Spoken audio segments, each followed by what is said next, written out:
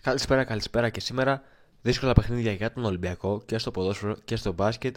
Πάμε λοιπόν να τα σχολιάσουμε, τι θα γίνει, τι περιμένουμε, τι θα πρέπει να προσέχουν οι δύο ομάδες και γιατί είναι τόσο δύσκολα.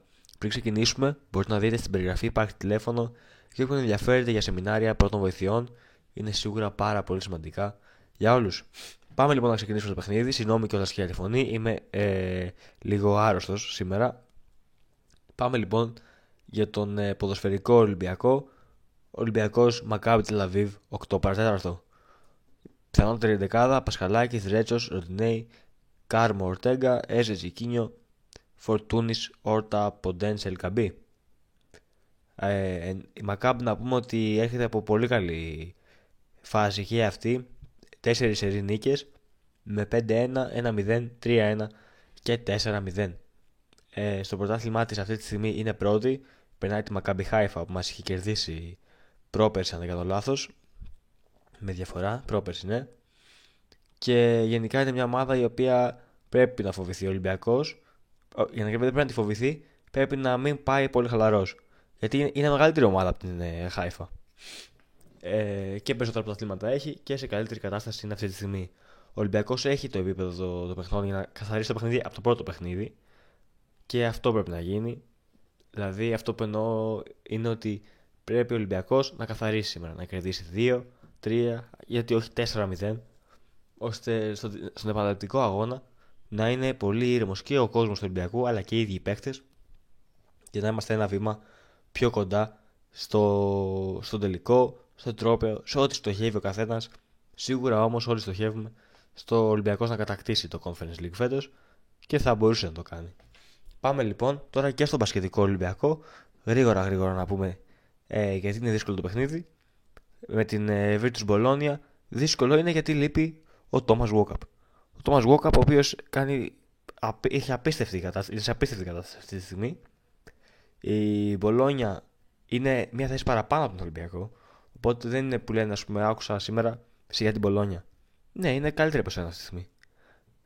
Με τη Fenerbahce αν παίζαμε θα λέγαμε wow, ενώ είμαστε στο ίδιο επίπεδο.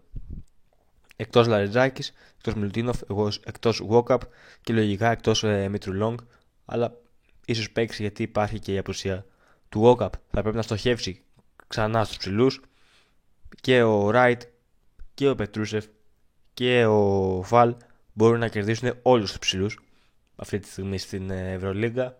Άμα γίνουν και σωστά ματσαρίσματα, να πάρει δηλαδή ο καθένας αυτό το καθόρισε ο Παρτζόκας φυσικά, να ταιριάξει τους παίκτες ώστε να είμαστε πολύ καλοί επιθετικά. Επίσης πρέπει να βρει οπωσδήποτε ρυθμό ο Κέινον, να μπει πιο πολύ στο παιχνίδι, να παίρνει περισσότερα σουτ, να του δημιουργούν περισσότερα σουτ. Ο Μπραζδέικης το ίδιο, πρέπει να μπει πιο πολύ στο παιχνίδι. Λογικά σήμερα με την απουσία του Walkup θα παίξουν όλοι οι υπόλοιποι πιο πολύ και με την απουσία του Λαρετζάκη.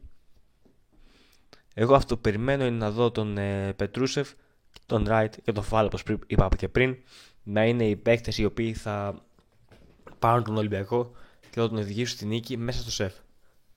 Το θετικό είναι ότι το παιχνίδι είναι στις 10 η ώρα, άρα για όσοι θέλουν να δουν το παιχνίδι θα προλάβουν λογικά. Όσοι δεν είναι στο γήπεδο θα προλάβουν να δουν και τα δύο παιχνίδια αν παρακολουθούν τον Ολυμπιακό και στο ποδόσφαιρο και στο μπάσκετ. Είναι μια νίκη που τη χρειαζόμαστε. Άμα χάσει ο Ολυμπιακός, η Φενέρ και η Μπασκόνια περνάνε τον Ολυμπιακό με νίκη.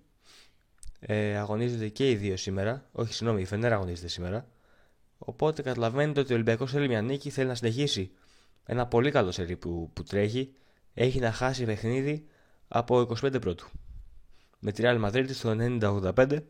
Από εκεί και πέρα έχει κερδίσει τη Ζάλγκιρις, έχει κερδίσει τον Παναθηναϊκό στο κύπελο, έχει κερδίσει την Βαλένθια, έχει κερδίσει την Bayern, έχει κερδίσει και την Άλμπα Βερολίνου. Σήμερα ένα πιο δύσκολο τεστ από όλα αυτά. Αν αφαιρέσουμε τον Παναθηναϊκό, πρέπει να δείξει ο Ολυμπιακός χαρακτήρα, πρέπει να δείξει γιατί διεκδικεί την EuroLeague και περιμένουμε να δούμε τι θα γίνει. Πολύ πιθανόν να υπάρξει εκπομπή μετά τα δύο παιχνίδια και επίσης πολύ πιθανόν να υπάρξει και live για το δεύτερο ημίχρονο του μπασκετικού Ολυμπιακού, αφού θα είμαι στο γήπεδο.